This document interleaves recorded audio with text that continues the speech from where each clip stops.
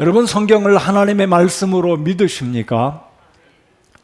만일 성경이 하나님의 말씀이 아니라 단순히 사람이 기록한 책에 지나지 않는다라고 생각한다면, 그렇게 믿으신다면 이 사실은 엄청난 결과를 우리에게 가져올 것입니다. 다시 말씀드립니다. 성경이 사람의 기록이고 사람의 말이라면 기독교는 다른 종교와 다를 수밖에 없다는 것. 나아가서 전 세계 모든 그리스도인들의 믿음, 저와 여러분의 믿음은 헛것이며 천국을 향한 소망도 헛될 뿐입니다. 그렇지만 성경은 분명히 하나님의 말씀이기 때문에 그 말씀을 믿고 살아온 사람들의 삶 가운데 있는 간증과 오늘 이 아침에 하나님을 예배하는 저와 여러분의 마음속에 있는 이 기쁨과 확신과 평안이 참된 줄로 믿고 하나님께 영광을 올려드립니다. 여러분, 혼돈의 시대를 살아가고 있는 우리, 특별히 대한민국을 비롯해서 온 세상이, 모든 사람들이 인본주의와 이기주의와 세상의 어떤 가치들이 성경의 가치를 넘어서는 듯한 그런 모습으로 살아가고 있을 때, 혼돈의 시대를 위한 네 번째 말씀, 왜 하나님의 말씀, 성경이 진리의 말씀이고 하나님의 말씀인지 세 가지 중요한 핵심 이유를 말씀드리겠습니다. 첫 번째로, 이 성경이 하나님의 말씀인 이유는, 성경은 특별히 하나님의 성령의 감동으로 기록된 하나님의 말씀이기 때문에 저는 성경이 하나님의 말씀이다라고 믿습니다. 오늘 16절을 읽으신 16절 본문의 말씀을 다시 한번 보시기 바랍니다. 모든 성경 기록은 하나님의 영감으로 주신 것이다라고 말씀합니다. 창세기에서부터 요한계시록까지 66권 모든 성경은 하나님의 영감으로 성령의 감동하심을 입은 사람들이 기록한 하나님의 말씀이라는 것입니다. 자, 그렇기 때문에 성경의 저자는 하나님이십니다. 여러분, 성경이 하나님의 저자이라는 것은 성경이 그만큼 권위가 있다는 말씀이라고 저는 믿습니다. 여러분, 책을 지은 사람은 그 사람의 저자의 저작권이 있습니다. 그래서 출판 계약을 할 때 저자가 몇 %의 수입을 가질 것인지, 저작권을 넘길 것인지에 따라서 그 책의 가치가 결정이 되고 소득이 결정이 되는데, 여러분, 성경의 저자는 하나님이기 때문에 그만큼 성경의 권위가 있다는 것입니다. 자, 성경의 권위가 있다는 의미를 쉽게 한번 말씀드려 보겠습니다. 어려운 게 아니잖아요. 여러분, 내가 존중하는 사람의 말은 경홀히 여기거나 우습게 생각하지 않습니다. 아버지 어머님의 말씀을 우습게 여기는 사람은 불효자입니다. 내가 존중하는 선생님, 내가 인정하는 리더의 권위를 인정한다는 의미는 그 사람의 말을 존중하고 받아들인다라는 의미가 아니겠습니까? 반대로 내가 신뢰하지 않는 사람, 내가 그렇게 존중하지 않는 사람은 우리나라 속담에도 있듯이 팥으로 메주를 써도 내가 그 사람 말을 믿지 않는다, 듣지 않는다. 왜입니까? 그 사람 존중하지 않으니까요.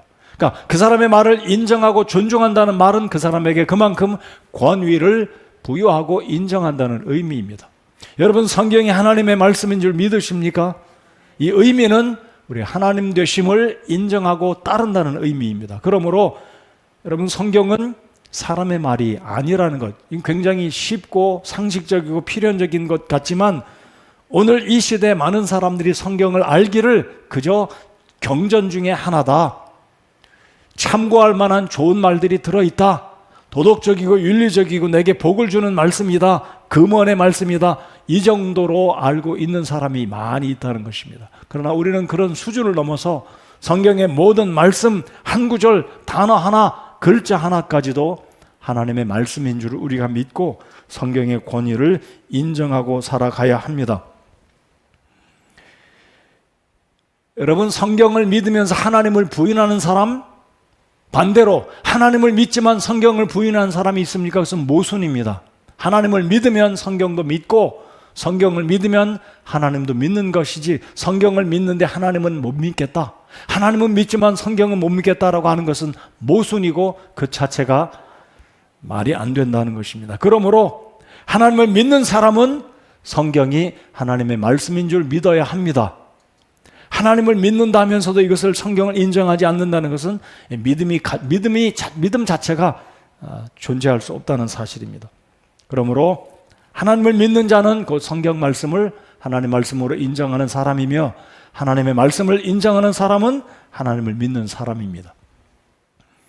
자, 그래서 3장 16절에 모든 성경 기록은 하나님의 영감으로 주신 것으로 교리와 책망과 바로잡음과 의로 교육하기에 유익하니, 그러므로 우리가 성경을 하나님 말씀으로 믿는 이유는 첫 번째로 성경은 하나님의 말씀이다라는 것입니다. 자, 그렇다면 여기서 말하는 영감이 무엇이겠습니까? 영감, 영적인 감동, inspiration. 자, 하나님의 영감이란 성령께서 성경을 기록했던 인간 저자들, 인간 기록한 사람들의 손과 마음을, 그들의 생각을 주장하셔서 자기가 쓰고 싶은 대로 쓴 것이 아니라 초자연적인 능력으로 하나님께서 인도하시고 주도적으로 하나님이 기록하고자 하시는 말씀들을 토시 하나, 점 하나, 문장 하나, 성경 전체를 다 기록하게 했다라는 것이 성령의 감동으로 기록하게 했다는 것입니다. 그래서 어떤 사람은 이 성령의 영감, 감동에 대해서 이렇게 표현을 합니다. 성령은 푸뉴마 또는 유마, 바람으로 표현을 하기 때문에 마치 동력이 없는 배가 바람의 힘을 이용해서, 닷새 바람의 힘을 이용해서 배가 가고자 하는 방향으로 나아가는, 항해하는, 이것이 성경 기록자들의 마음과 생각과 손을 인도하심으로 하나님이 기록하시고자 하는 메시지를 기록해서 우리에게 주셨다. 이것이 성령의 영감, 성령의 감동을 하심을 입은 사람들이 기록한 하나님의 말씀이라는 것입니다. 우리가 많이 이 이야기를 하지 않았습니까? 성경 창세기에서부터 요한계시록까지 66권의 저자는 대략 40명이 기록을 했습니다.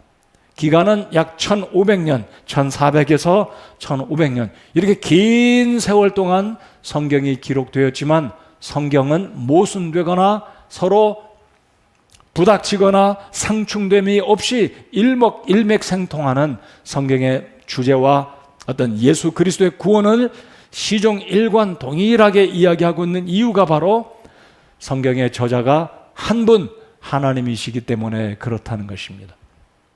여러분, 40명의 기록자들이 있었지만 이들의 직업과 성격과 배경과 성경을 기록한 장소가 다 다릅니다. 그렇지만 그럼에도 불구하고 성경은 여전히 한 가지 주제로 시작해서 한 가지 주제로 끝마치고 있는 이유가 무엇이냐면 한 분의 저자 하나님 때문이다라는 것입니다. 자, 그래서 이사야 34장에서는 이렇게 말씀을 하고 있습니다. 자, 이 말씀을 여러분이 펴서 읽으셔도 되고 파워포인트로 띄워주시기 바랍니다. 34장 16절 우리 같이 한번 읽어보실까요? 시작. 너희는 주의 책에서 찾아 읽어보라. 이것들 중에 하나도 빠진 것이 없고 자기 짝이 없는 것이 없으리니 이는 내 입이 그것을 명령하였고 그의 영이 그것들을 모았기 때문이라. 그의 영이 모았기 때문이다. 그러니까 모든 성경 구절 창세기서부터 요한계시록까지 기록한 시간이 1500년이란 긴 시간이 있었음에도 불구하고 하나님이 저자이시기 때문에 한 가지만 이야기하고 있다는 겁니다.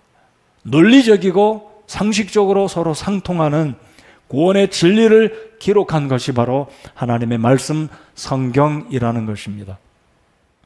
사도 베드로 역시 이 영감에 대해서 이렇게 베드로후서 1장 21절에 말하고 있습니다. 우리 같이 한번 더 읽어보겠습니다. 시작. 대언은 옛적의 사람의 뜻으로 말미암아 나오지 아니하였고 오직 하나님의 거룩한 사람들은 성령님께서 자기들을 움직이시는 대로 말하였느니라. 자기 생각이 아닙니다. 자기 경험이 아닙니다. 물론 그 경험을 통해서, 경험을 이용해서 하나님이 원하시는 메시지를 기록하게 하셨다.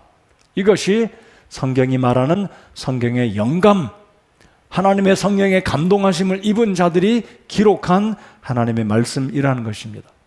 그러므로 첫 번째 매우 중요한 성경이 하나님의 말씀이라는 결정적인 이유는 바로 성경은 하나님의 성령의 감동을 입은 사람들이 기록한 하나님의 말씀이기 때문에 성경은 곧 하나님의 말씀이라는 것입니다. 굉장히 논리적이고 상식적입니다.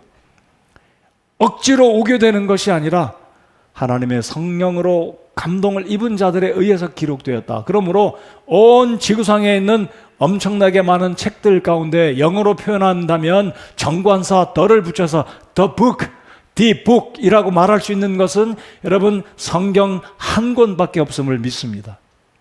여러분 성경이란 말은 워낙 비브리온 또는 비브리오스라는 헬라어 베타라는 그 B라는 이 알파벳에서 유래된 책 영어 단에서 BOOK, book이라는 말이 만들어졌습니다. 그러므로 책이란 처음에 일컫는 말은 오직 성경만이 책이었다는 사실을 기억하시기 바랍니다. 그러므로 성경은 하나님의 말씀으로 우리가 믿는 것입니다. 자, 두 번째로 성경이 왜 하나님의 말씀입니까?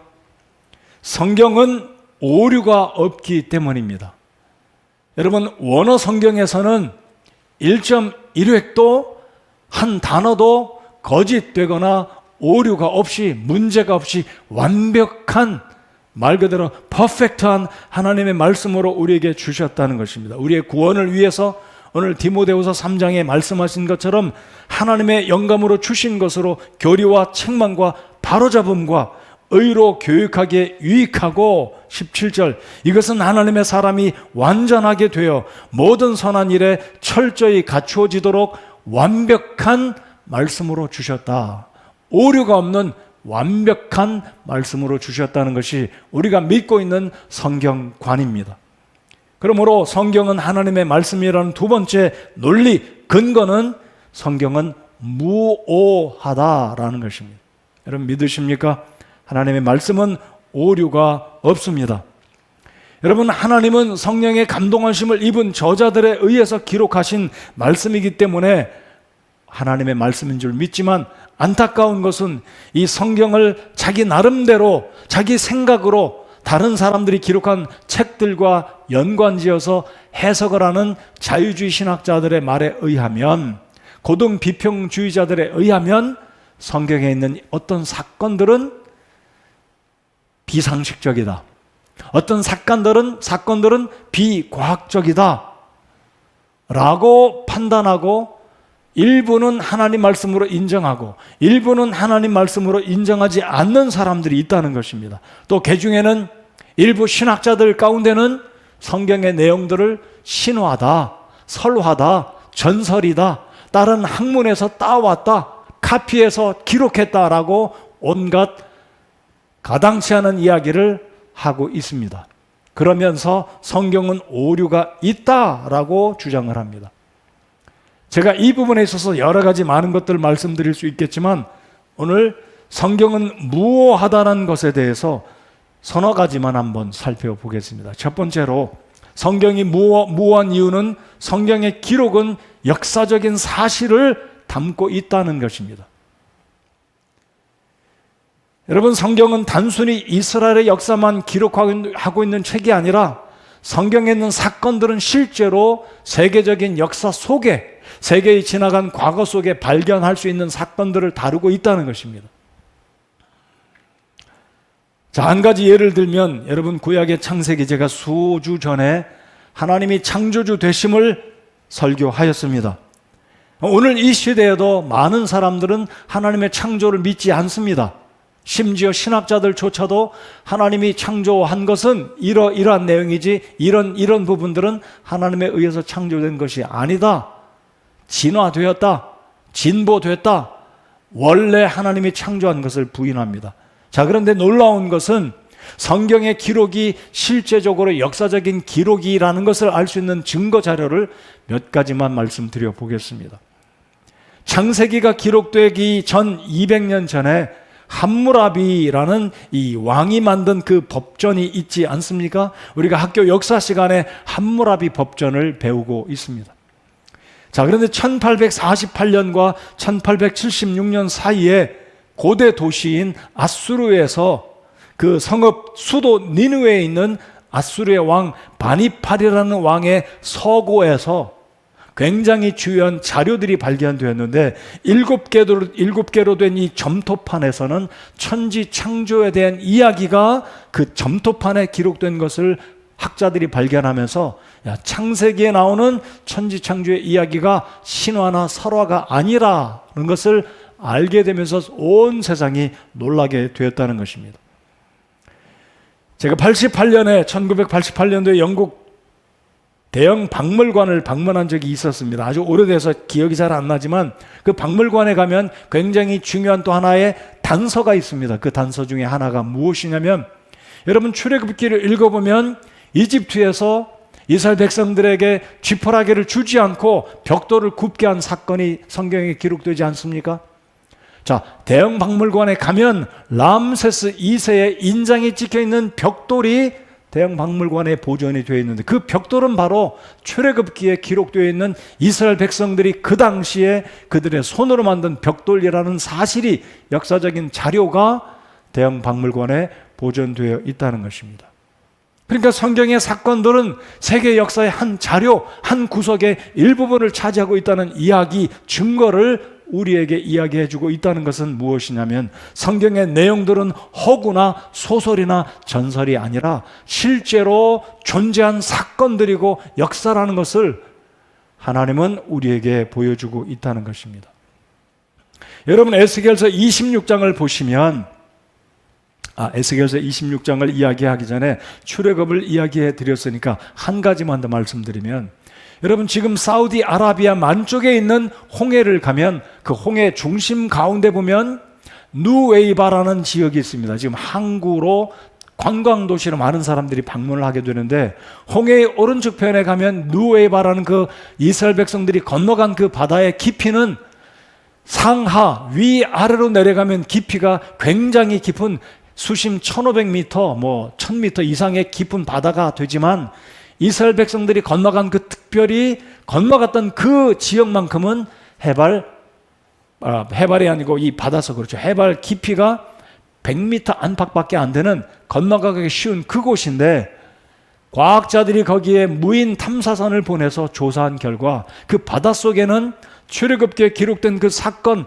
파라오의 병사들이 하나님을 시험하려고 백성들을 쫓아 들어갔다가 수장된 사건이 성경에 기록되지 않았습니까? 지금도 그 누에바 바닷속에 가면 철병거, 그 축, 바퀴들, 말발굽 이런 것들이, 그리고 사람의 이 흉곽, 가슴뼈들이 산호초가 덮여있는 그 모습들이 지금도 누에바 바닷속에, 홍해 바닷속에 들어있다는 사실을 역사적으로 입증하고 있습니다. 방금 말씀드린 에스겔서 26장을 보면 두로와 시돈에 대한 하나님의 예언의 말씀이 에스겔 대언자가 기록을 하고 있습니다. 에스겔 대언자가 뭐라고 기록을 했냐면, 이 두로와 시돈이 하나님 앞에 교만하기 때문에 하나님이 결코 그들을 그냥 두지 아니하시고 심판하실 것이다. 뭐라고 심판하시냐면, 뭐라고 말씀하시냐면, 두로와 시돈에 사람이 거하는 처소가 없어질 것이고 황막하고 적막하게 될 것이다 라고 말씀을 했습니다. 아수르 시대가 지나고 그리스 제국, 이 알렉산더 대왕이 두로와 시돈을 공격하러 왔을 때 그 바닷가 섬에 있는 주민들이 교만했습니다. 알렉산더를 조롱합니다. 우리를 쳐들어와 봐라, 우리를 무너뜨려 봐라.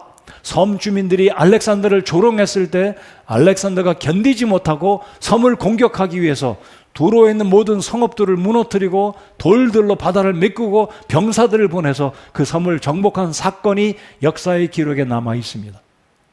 여러분, 성경의 예언은, 하나님이 말씀하신 예언은 말로 그친 것이 아니라 하나님이 말씀하셨기 때문에 성취되고 있는 줄 믿으십니까?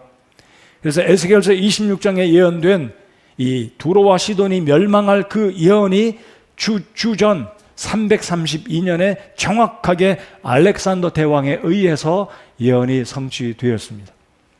여호수아기 6장에 보시면 어떤 말씀이 있냐면, 24절에 보면 그들이 도시와 그 안에 있던 모든 것을 불로 태웠으나 라고 말합니다.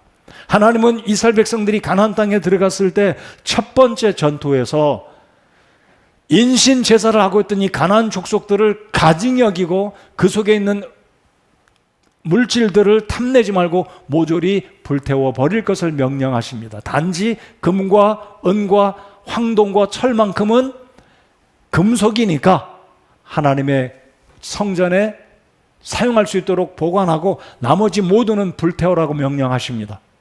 근데 이 여리고 전투를 보면 이 여리고 성을 공격했던, 승리를 거두었던 이 뿔라팔의 소리, 이들이 소리를 외쳤을 때 성벽이 무너지고 이스라엘 백성들이 여리고를 함락하고 전쟁에서 승리를 거두게 되는데, 6장 24절을 보면 그 도시와 그 안에 있던 모든 것을 불러 태웠다라는 말씀이 있습니다. 근데 고고학자들이 여리고를 이제 개발을 하게 되는데 땅을 깊이 파보니까 곡식 창고가 나왔고 그 곡식들 항아리 속에 있는 이 곡식들이 불에 타 있다는 겁니다. 여러분, 상식적으로 일반적으로 고대 전투에서나 오늘날에 있어서도 전쟁을 하고 나면 승리한 사람들은 곡식들을 불태울 일이 없습니다. 돈, 의복, 좋은 것들 다 전례품으로, 전리품으로 이들이 사용을 합니다. 근데 왜 이스라엘 백성들이 하나님의 명령에 따라 불태우라고 말씀하신 그대로 여리고성 땅 속에서는 수천 년이 지났지만 그 항아리 속에 곡식들이 불타 있다는 것을 발견했다는 이유는 하나님의 말씀이 진실이다라는 것을 역사적인 증거가 우리에게 말씀해 주고 있다는 겁니다. 계속해서 말씀드립니다. 성경의 기록은 오류가 없기 때문에 성경의 기록들이 세계 역사 가운데 발견됐다는 증거는 하나님의 말씀이 성경 속에 진리로 나타난다는 사실을 우리가 발견하게 됩니다. 여러분, 예수님께서 요한복음 24장 2절에 진실로 진실로 너희에게 이르노니 여기서 돌 하나도 다른 돌 위에 남지 아니하고 다 무너지리라 하시니라 라고 예언을 하셨습니다. 그리고 예수님 돌아가셨습니다. 주 33년경에 예수님이 돌아가셨습니다. 예루살렘은 여전히 기존에 든든하게 서 있는 것 같았습니다. 그러나 그로부터 약 37년이 지난 주후 70년경이 되었을 때 예수님이 예언한 이 말씀이 정확하게 성취가 되었습니다. 어떻게 해요? 로마의 장군 디도가 와서 예루살렘 성을 함락하고 하나님의 성전을 회파함으로 돌 위에 돌 하나도 남지 않고 완전하게 예루살렘이 무너지고 멸망하게 된 사건이 세계 역사 가운데 기록되었다는 것을 우리가 알 수 있습니다. 자, 그러므로 하나님의 말씀이 무효하다는 것은 세계 역사 가운데 동일하게 기록으로 남아 있다라는 것입니다.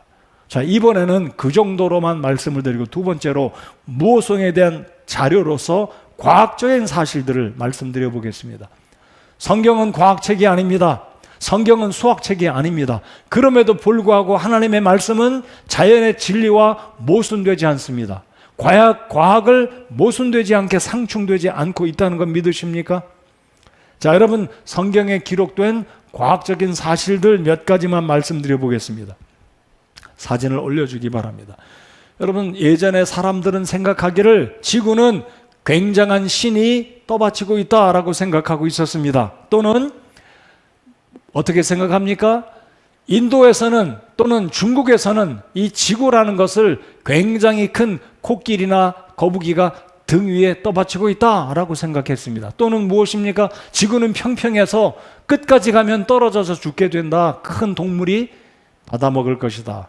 근데 지금도 유튜브에 보면 왜 그런 이야기를 하는지 모르겠지만 여전히 지금 21세기에서도 사람들이 말하기를 지구는 둥근 것이 아니라 평평하다라고 주장하는 사람들이 있어요. 지금도. 그 다음 사진 보겠습니다. 그럼 지구는 둥굽니다. 그렇죠? 근데 마치 이게 무슨 반달 같이 생겼죠? 이게 바로 지구입니다. 지구는 둥굽니다. 근데 이 과학적인 사실을 성경은 이미 오래전부터 지구가 둥글다라는 것을 이야기하고 있습니다. 여러분, 이거는 항공사진 아니에요? 여러분, 중간에 보시면 절반은 낮이고 절반은 밤입니다.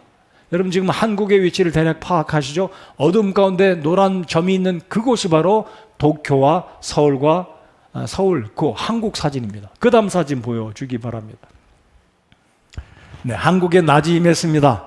지구의 절반은 어두운 밤이고, 그래서 유럽 쪽을 잘 보시면 반짝이는 불들이 켜 있고, 지금 한국과 동남아시아, 호주, 인도네시아 이쪽은 지금 낮입니다. 지구가 둥글어요.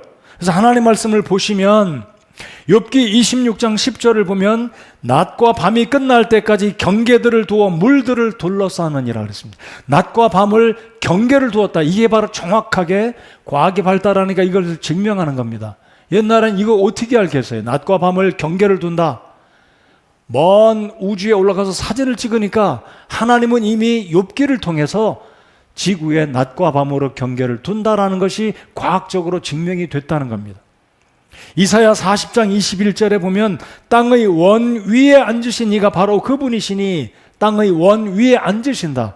문자적으로 우리 하나님이 지구 위에 앉아 계시지는 않지만 잘 보십시오. 땅의 원 위에, 원이라는 것은 지구가 둥글다는 이야기 아니겠습니까?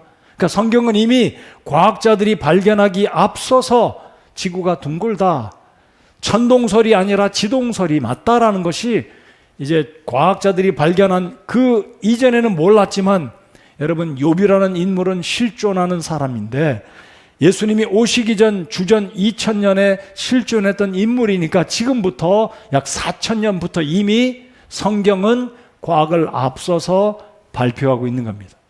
지구가 둥글다, 낮과 밤의 한계를 정해두셨다, 이런 것이 이미 성경은 과학적으로 우리에게 말씀하고 있다는 것입니다. 또한 욥기에 보면 어떤 말씀이 있습니까? 하나님께서 지구를 허공에 달아두셨다. 욥기 26장 7절에 보면 그분께서는 북쪽을 빈 곳에 펴시며 땅을 허공에 매다시고, 여러분 과학자들은 16세기, 17세기가 돼서야 비로소 지구가 우주 가운데 떠 있다, 공중에 떠 있다는 것을 알았지만 성경은 이미 과학책이 아니지만 굉장히 과학적이라는 것을 이미 성경은 우리에게 말씀하고 있다는 것입니다. 그러므로 성경은 과학책이 아니지만 과학보다 앞서가고 과학보다 미리 우리에게 이 지구 자연, 이런 어떤 환경적인 하나님이 지으신 이 세상을 정확하게 말씀해주고 있는 그 사실로 미루어 보아 알 수 있는 것은 성경은 오류가 없는 하나님의 말씀이다라는 것입니다. 또 하나 과학적인 증거들을 말씀드리면 대기와 물의 순환, 여러분 대기가 순환을 이루고 있고 물이 순환한다는 것 알고 계시죠? 우리는 다 상식적으로 압니다. 지금 초등생들도 다 알아요. 그런데 성경이 이렇게 말씀하고 있기 이전에 19세기가 돼서야 비로소 코리 울리라는 사람과 페렐이라는 학자는 이 지구 대기권의 이 공기의 흐름이 남반구와 북반구에서 반대 방향으로 휘어져서 움직이고 있다. 여러분 가끔가다 일기예보를 보시면 이제 겨울철에 보면 북극에 있는 북극에 있는 대류성 고기압이 내려와서 그러면 이 화면에 보면 하얀 구름이 소용돌이처럼 막 이렇게 일렁이는 모습을 화면으로 보셨을 겁니다. 이런 모습을 발견한 것은 그렇게 오래된 것은 아닙니다. 19세기에 과학자들이 발견했습니다. 그러나 성경은 이미 오래전부터 하나님은 전도서 1장 6절에 이렇게 말씀하십니다. 바람은 남쪽으로 가다 북쪽으로 돌이키며 계속해서 빙빙 돌다가 자기의 순환 회로에 따라 되돌아간다. 이미 성경은 이미 오래전부터 이런 사실을 말씀하고 있다는 것입니다. 욥기 36장 27, 8절에 보면 그분께서 물방울들을 작게 만드심에 그것들이 그것들의 수증기대로 비를 쏟나니 구름들이 그것들을 떨어뜨리고 사람 위에 풍성이 내려주느니라. 여러분 과학자들이 16세기가 돼서야 물이 순환한다는 것을 알았어요. 우리 지금은 다 알잖아요. 초등생들도 물이 어떻게 대기로 올라가는지 다 알아요. 증발해서 바다의 물들이 증발해서 대기로 올라가면 그것이 무거워지면 구름이 되어서 다시 비를 내리고 바다 위에 떨어지고 땅 위에 떨어져서 물이 결국은 순환한다는 것을 오늘 이 시대는 알지만 16세기 이전에는 사람들이 몰랐습니다. 그저 물은 단순하게 높은 곳에서 낮은 곳으로 흘러갈 뿐이지 어떻게 물이 다시 올라가느냐 상상을 못했다는 겁니다. 그러나 성경은 과학책이 아니지만 하나님은 진리의 하나님, 모든 것을 지으신 창조주이시기 때문에 이런 원리들을 성경에 이미 기록해 두셨다는 겁니다. 여러분 공기가 무게가 있을까요? 제가 한번 질문해 드려보겠습니다. 공기가 무게가 있다? 공기가 어떻게 무게가 있느냐? 솜털보다 더 가벼운 공기 무게 없어. 있다라고 생각하면 손 들어보십시오. 공기는 무게가 없다. 손 들어보십시오. 속으로 틀리면 창피하니까 안 드시는 건가요? 공기도 무게가 있습니다. 무게는 곧 기압입니다. 압력입니다. 무게가 있는 것은 압력이 있습니다. 적어도 누르는 압력. 여러분 바닷속에 빠지면 엄청난 수압을 감당 못해서 사람이 죽습니다. 모든 물체는 무게가 있다면 압력이 있습니다. 압력은 곧 무게라는 겁니다. 그래서 성경은 이미 오래전에 욥기 28장 25절에 뭐라고 말씀하시냐면 바람들의 무게를 정하시고 물들을 되어 무게를 정하시느니라. 당연히 물은 무게가 있죠. 물의 무게가 상당하잖아요. 근데 공기가 무게가 있다? 그래서 생각을 잘 안 해봤을 겁니다. 근데 하나님 말씀하시기를 바람들의 무게를 정하셨다라고 말합니다. 대기권 밖을 벗어나면 공기가 없으니까 무게가 없겠죠. 소위 말하는 무중력 상태. 그래서 속도가 굉장히 나지 않습니까? 저항이 없으니까. 자, 그러나 성경은 욥기 28장에 바람들의 무게를 정하셨다 하나님 말씀하고 있다는 겁니다. 그런데 이 사실을 발견한 것은 1640년 이탈리아의 과학자 토리첼리가 뒤늦게 공기도 무게가 있고 기압이 있다는 것을 발견하고 토르의 법칙, 토르라고 지금도 사용합니다. 토르란 말은 기압 얼마다 할 때 토르라는 말을 붙이게 되는 이유가 바로 거기에 있습니다. 또 한 가지 사실, DNA가 발견되면서 놀라운 것 한 가지를 발견해낸 사실이 있습니다. 그게 뭐냐면 이 세상에 아버지들은 굉장히 많이 있지만 한 명의 여자밖에 없다라는 게 DNA로 발견됐는데, 그게 뭐냐면 우리 모든 인류의 조상은 한 어머니로부터 왔다. 염색체를 조사해 보니까, DNA 속에 있는 염색체를 조사해 보니까 모든 사람들의 한 어머니는 하와밖에 없다는 게 발견됐습니다. 과학적으로 DNA로 입증이 됐습니다. 그러니까 이 아이가 태어나면 남자 염색체, 여자 염색체가 결합이 돼서 이게 태어나잖아요. 근데 과학적으로 DNA를 잘 조사해 보니까 황인종이건 백인종이건 그러니까 인종을 물어나고 모든 사람들은 한 명의 여성으로부터 이 DNA가 흘러내려왔다는 게 입증이 됐습니다. 그럼에도 불구하고 사람들은 여전히 하나님의 창조론을 믿지 않고 있어요. 이미 과학적으로 입증이 됐습니다. 한 명의 여자 하와밖에 없다. 염색체는 한 명의 여성으로부터 밖에 내려오지 않았다라는 게 입증이 됐습니다. 그러므로 과학을 아는 사람일수록 하나님을 더 잘 믿습니다. 자기 지식만 알고 교만한 사람일수록 성경을 대적하고 하나님을 부인합니다. 조금밖에 모르는 거죠. 진짜 어리석은 사람이죠. 그래서 하나님 말씀하신 것처럼 어리석은 자는 하나님이 없다고 말한다라고 주님이 말씀하고 있습니다. 자, 이제는 역사적인 사건 말씀드렸고요, 과학적인 증명 말씀드렸고요, 그 정도로 그치고 세 번째로 성경이 무오하다는 증명, 세 번째로 성경의 예언의 정확성에 대해서 말씀드려 보겠습니다. 자, 정리가 좀 되시죠? 첫 번째 제가 말씀드리는 하나님의 말씀이 성경인 이유는 무엇 때문이라고요? 하나님의 말씀이 성령의 감동으로 기록되었다. 두 번째, 성경은 무오하다는 증명으로 역사적인 사실, 과학적인 사실. 그리고 세 번째로는 성경 예언이 진짜로 성취되었는가. 이 성경이 하나님 말씀이라면 성경의 수많은 예언들이 적중해야 되는데 그 부분에 대해서 말씀을 드려보겠습니다. 여러분, 성경은 어찌 보면 예언의 책이라고 말해도 과언이 아닙니다. 수많은 예언들이 있습니다. 특별히 그 예언 가운데 하나는, 중심이 되는 예언은 예수님이 오실 것이다. 예수님이 다시 오실 것이다. 초림의 예수님은 구약에서 말씀하기를 어떻게 오실 것이고 어디에서 오실 것이고 어떻게 죽임당할 것이고 어떻게 부활할 것인지 성경은 예언을 하였습니다. 자, 그렇다면 성경이 무오하다면 이 예언들이 하나도 틀림없이 적중이 되어야 되는데, 과연 성경의 예언은 적중이 되고 있는지, 적중이 되었는지, 성취되었는지 말씀을 드려보겠습니다. 여러분, 대부분의 성경의 예언은 누구에 관한 예언이라고요? 예수님에 관한 예언이 거의 대부분입니다. 여러분, 성경에 예수님에 관한 예언은 무려 450회 이상이 된다고 합니다. 제가 세어보지 않았습니다. 전문적으로 이런 부분에 주도 면밀하게 공부하고 연구한 사람들에 의하면 예수님에 관한 예언은 신구약 성경에 대략 450회 차례, 굉장히 많은 거죠. 그런데 한 가지 놀라운 책이 하나 1960년대 초에 써졌습니다. 이 책은 무디 출판사, 그 유명한 무디 출판사에서 피터 스토너라는 사람이 쓴 책인데, 이 책의 제목은 과학은 말한다 라는 책입니다.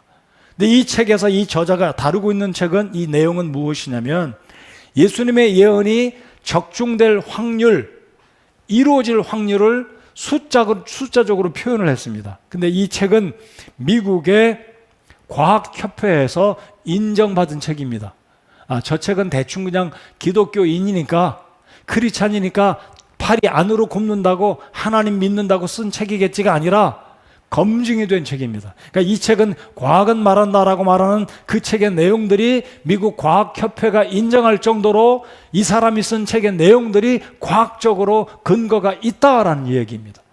자, 그러면 이 책의 저자가 말한 확률의 의미가 무엇인지 이렇게 숫자적으로 말씀을 드려보겠습니다.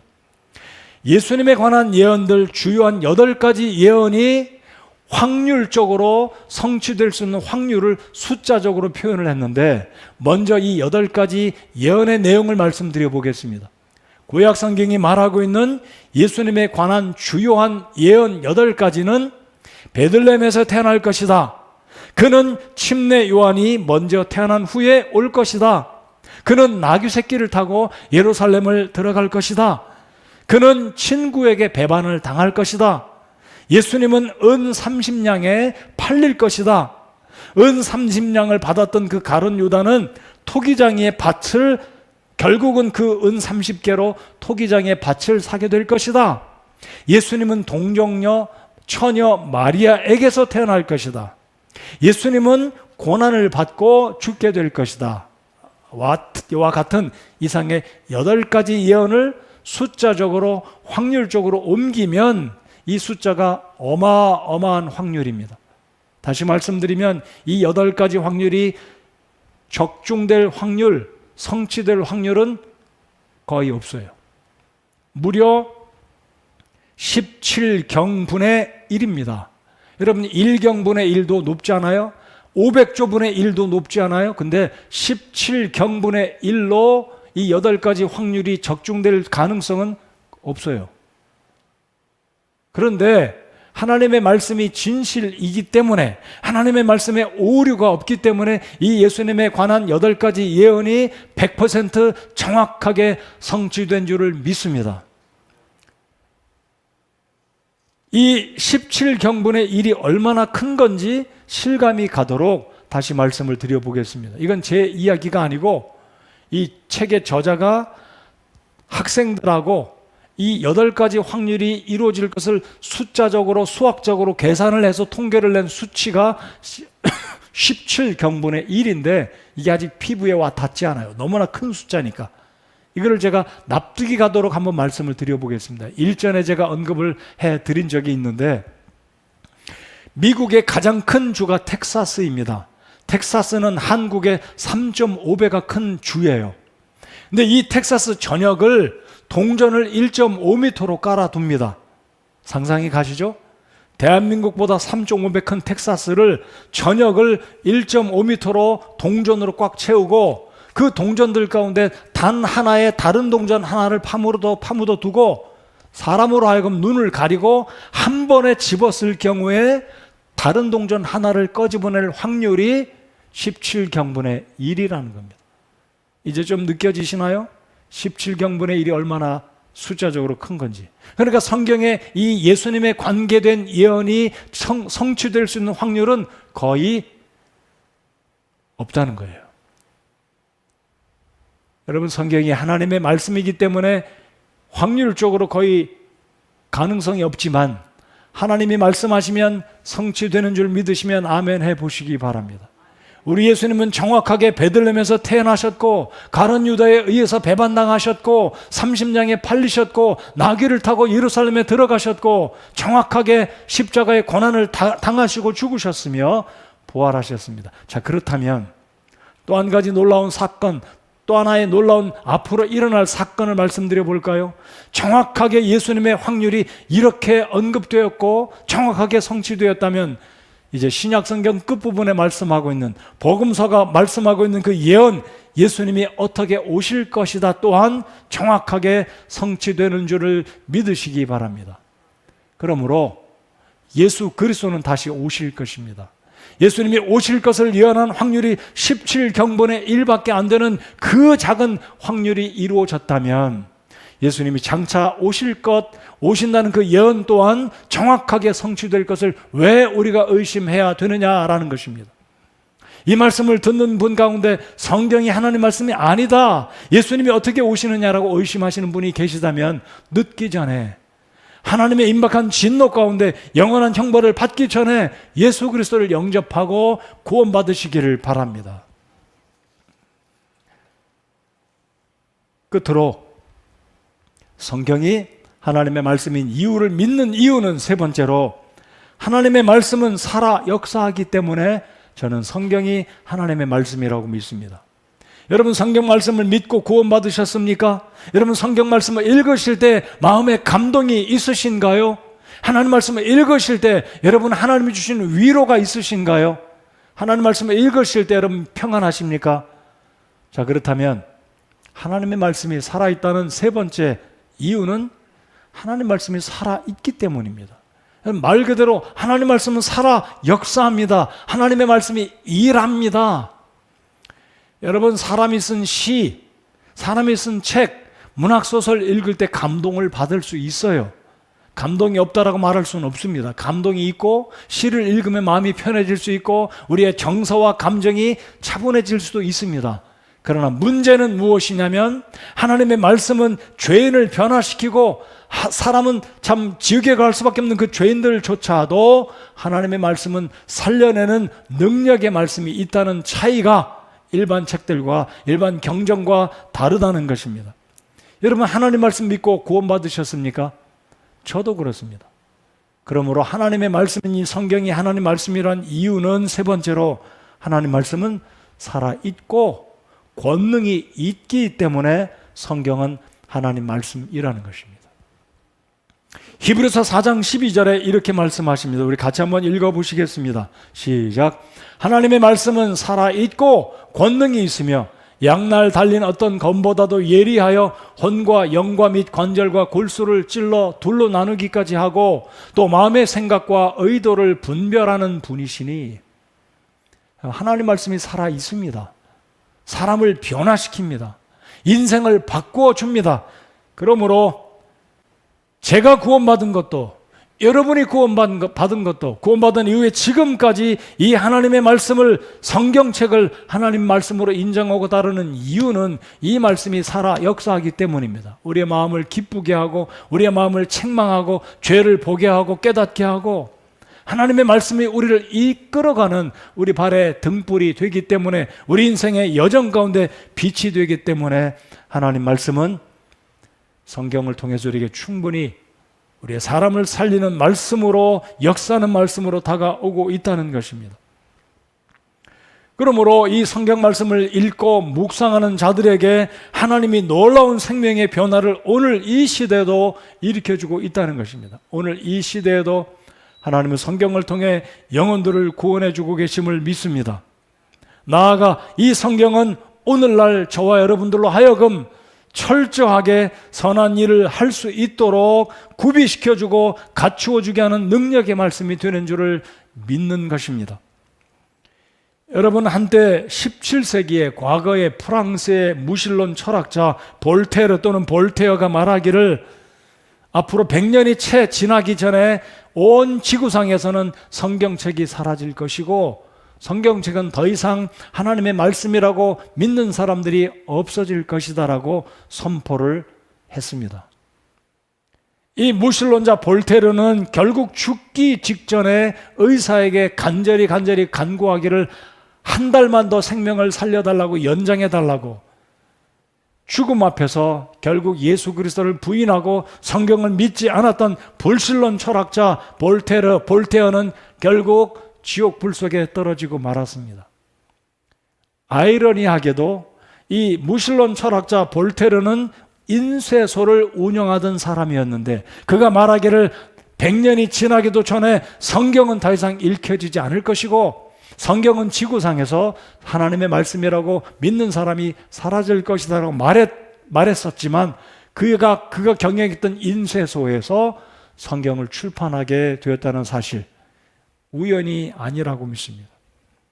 여러분, 이 성경은 오늘날 지금까지도 60억 부가 판매되었고 지금까지 2,500개 이상의 언어로 번역되었으며 여전히 베스트셀러인 이유가 무엇입니까? 여전히 사람들에게 사랑받고 존중받고 하나님 말씀으로 인정받는 이유가 무엇입니까?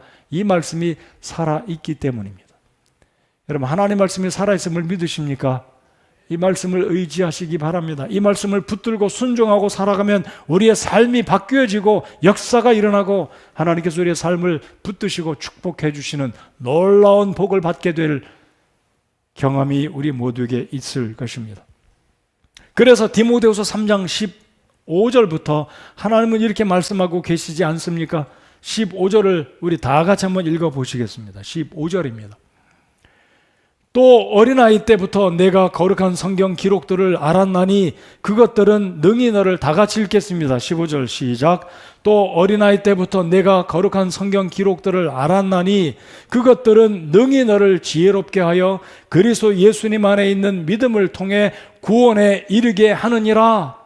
여러분, 하나님 말씀을 통해서만이 구원받을 수 있음을 믿습니다. 다른 경전이나 다른 책들을 통해서는 사람이 구원받지 못합니다. 여러분, 사람이 쓴 책은 사람의 생각과 사람의 이론과 경험에 지나지 않습니다. 비록 그것이 굉장한 감화와 교육적이고 도덕적이고 놀라운 경험이 될 수 있지만, 교훈이 될 수 있지만 사람을 건져내지는 못한다는 사실입니다. 오직 하나님 말씀만이 우리를 구원하는 진리로 이끌어가는 말씀이기 때문에 방금 15절 말씀에서 말씀하신 것처럼 예수님 안에 있는 믿음을 통해 구원에 이르게 하느니라. 여러분, 하나님 말씀 이외에는 성경을 떠나서는 구원받지 못합니다. 구원을 받을 수가 없습니다. 그러므로 오늘 세 가지 말씀드린 성경은 하나님의 감동하심을 입은 저자들에 의해서, 하나님의 사람들에 의해서 기록된 책이기 때문에, 두 번째, 하나님의 말씀은 무효하기 때문에, 세 번째, 하나님의 말씀은 살아있고 권능이 있어서 저와 여러분을 구원받게 하셨고, 또 지금 이 시대에도 수많은 사람들을 여전히 구원하고 있기 때문에 하나님의 말씀인 성경은 유일한 하나님이 주신 진리의 말씀으로 믿는 것입니다. 서두에 말씀드렸습니다. 하나님을 믿는 사람이 하나님의 말씀을 불신한다, 또는 하나님의 말씀은 믿지만 하나님을 믿지 못한다, 모순입니다. 착각입니다. 깨어나십시오. 하나님을 믿는다면 하나님 말씀을 믿어야 합니다. 하나님의 말씀을 믿는다면 살아계신 전능하신 우리 아버지 하나님을 인정하고 믿고 하나님을 경외하는 삶을 살아가십시오. 하나님도 믿고 성경도 못 믿고, 성경은 믿는데 하나님은 불신하는 가짜입니다. 허구입니다. 여러분, 속고 있는 것입니다. 하나님을 믿으면 성경을 믿으십시오. 성경을 믿으면 살아계신 하나님을 여러분의 창조주의 하나님으로 믿고 순종하고 살아가십시오. 그렇게 될 때 하나님은 성경에 기록된 모든 축복들, 구원을 비롯해서 모든 축복들을 예수 그리스도 우리 주님을 통해서 저와 여러분에게 복을 주셨고 앞으로도 주실 것이라고 믿습니다. 오늘 설교의 결론입니다. 만일 여러분이 성경을 불신한다면 하나님은 성경에 기록된 영원한 불과 유황으로 타는 불못에서 여러분을 영원토록 심판하실 것입니다. 그러므로 성경을 읽으십시오. 지혜롭게 될 것입니다. 그러므로 성경을 믿으십시오. 구원받을 것입니다. 그러므로 성경 말씀대로 사십시오. 그러면 거룩하게 될 것입니다. 저에게 한번 보십시오. 같이 한번 읽어보겠습니다. 시작. 성경을 읽으십시오. 지혜롭게 될 것입니다. 성경을 믿으십시오. 구원받을 것입니다. 성경 말씀대로 사십시오. 거룩하게 될 것입니다. 영어로는 간단합니다. Read it to be wise. 그 다음에 Believe it to be safe. 세 번째, Practice it to be holy. 하나님의 말씀, 성경은 하나님이 우리에게 주신 놀라운 축복입니다. 이 말씀은 하나님의 말씀입니다. 오늘 구원받기 원하시는 분들, 이 말씀에 기록된 복음의 말씀을 믿고 예수 그리스도를 여러분의 구주로 영접하고 하나님이 예비하신 성경의 모든 복들을 받아 누리시는 축복으로 나오시기를 바랍니다. 함께 기도하겠습니다.